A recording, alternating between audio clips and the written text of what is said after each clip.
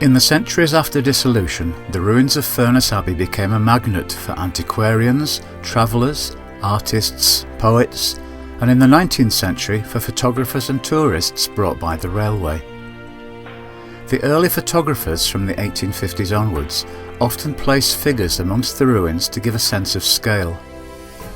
In Barrow, local family photographers the Sankeys continued taking photographs of Furness Abbey throughout the first half of the 20th century. However, I don't ever recall seeing paintings, engravings or photographs of the night stairs, except one, this one. It's a very different sort of photo from others taken here at the time. This photo is about people as much, if not more so, than architecture. Now that the night stairs are reinstated, I can, both physically and in my mind's eye, step inside this photograph and stand on the same stones as did this mysterious lady.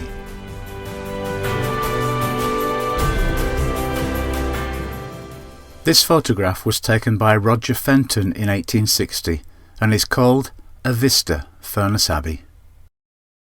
The photograph is part of the Royal Photographic Society collection, which is in the care of the Victoria and Albert Museum, London. It wouldn't be possible to make a film looking at the story of this photograph and at the life and work of Roger Fenton without calling on the Victoria and Albert Museum's Explore the Collections resource. This allows the download of images for non-commercial purposes. This film will show a great number of Roger Fenton's photographs downloaded from this resource.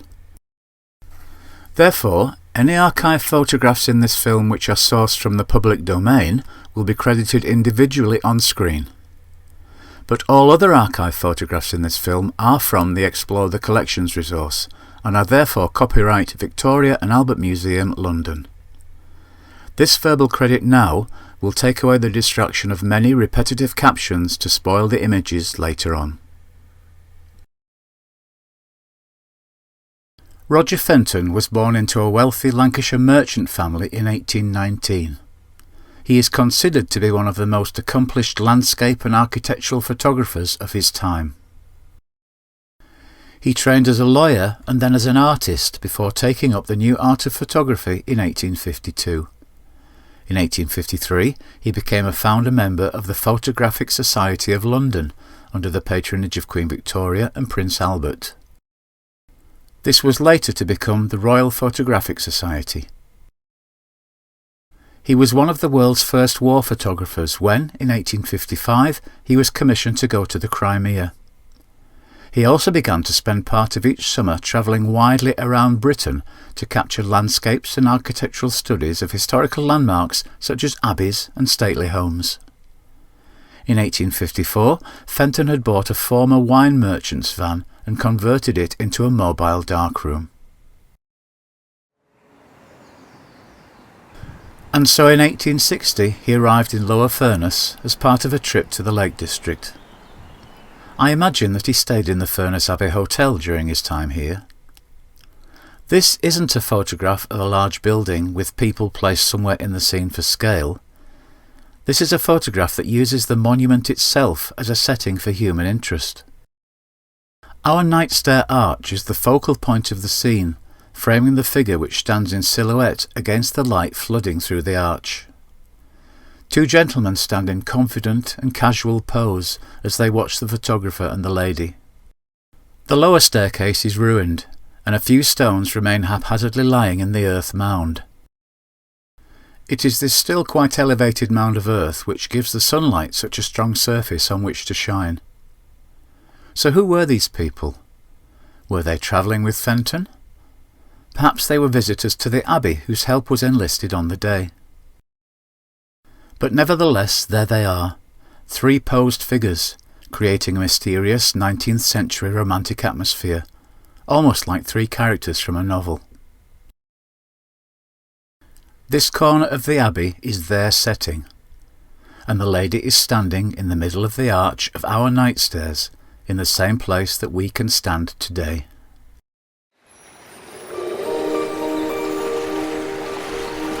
I made my first visit to the new night stairs on a sunny morning in mid-April. Roger Fenton's photograph was in my mind as I climbed the stairs and paused under the arch, to turn, stand still, and look back into the transept as if to pose for the photographer. It sounds a bit mad, but perhaps I am. Before the internet, we only saw archive photographs, engravings and documents like this if they were in print. Roger Fenton's image has fascinated me since I first saw it in the Furness Abbey guidebook. The photograph was then credited to the Royal Photographic Society, Bath.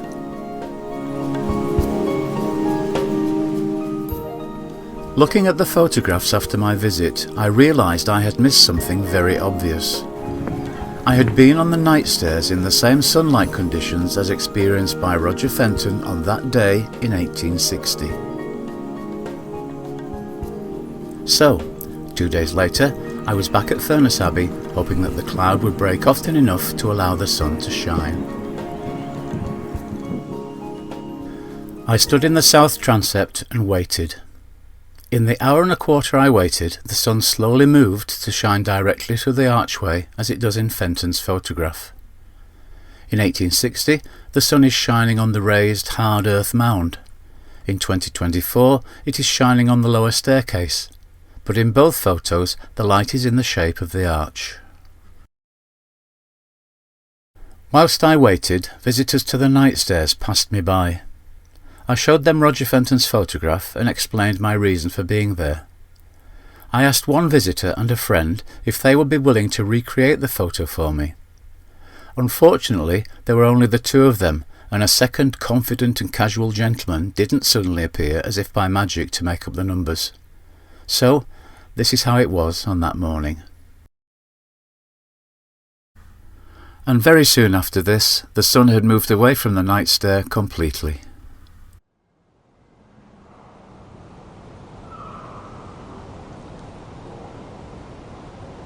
Fortunately or unfortunately, for me, Roger Fenton's photograph has become inseparable from any thought of the night stair. But for me, they can exist together, two parts of one story. One, a very long story over centuries, and the other, a very fleeting story of one day, of one moment in 1860. Roger Fenton was one of the most accomplished and influential landscape and architectural photographers of his time in those early days of photography. That he came here to Furness is something to be celebrated. But looking at his photographs and other similar photographs of the time, I don't think he came to Furness Abbey with the intention of taking a human interest photograph like a vista Furness Abbey. Without the bright sunlight, the arch, the backlit silhouette and the contrasting dark shadows of the rest of the scene, this would have been a difficult and unusual place to take a photograph.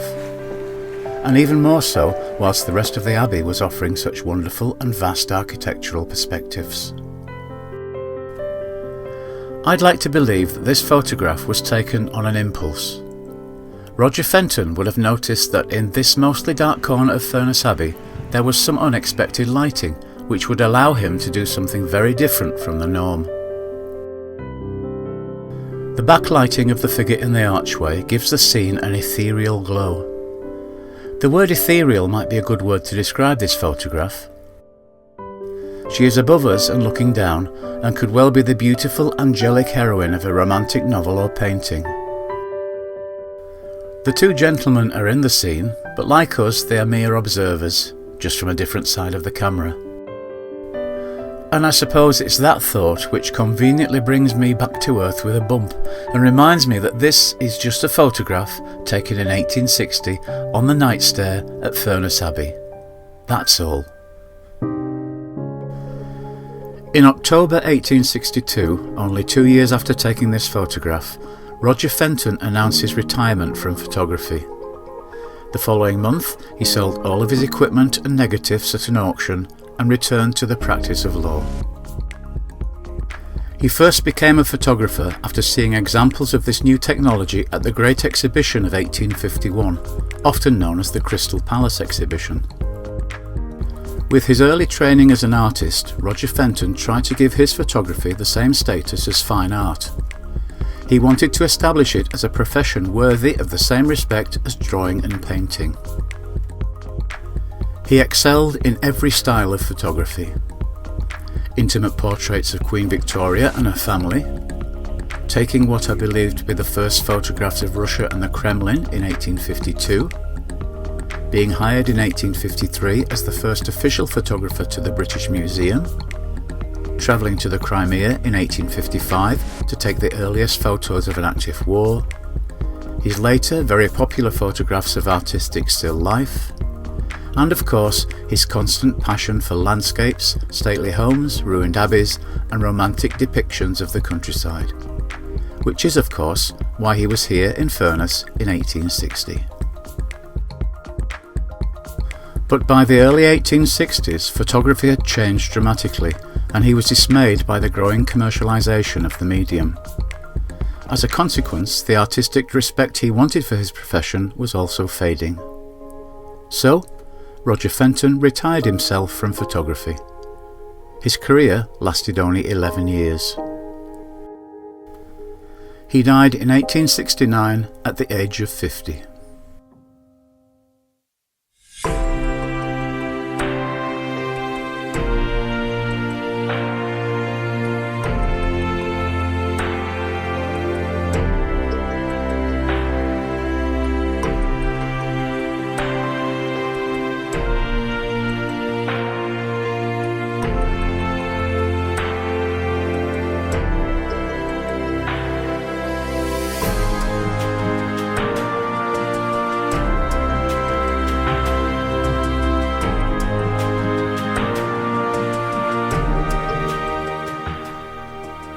Might these characters from this photograph possibly be in any of the other photographs taken by Roger Fenton at Furness Abbey? We can't be sure, but it would be nice if they were.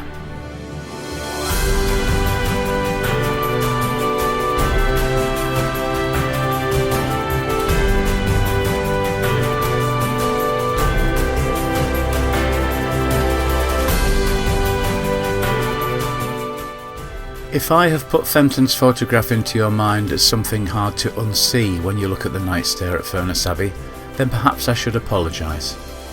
But actually, I would be secretly quite happy if I had. And of course, I look forward to seeing your photographs if you feel moved to stand on the night stair and recreate this wonderful scene taken by Roger Fenton in 1860.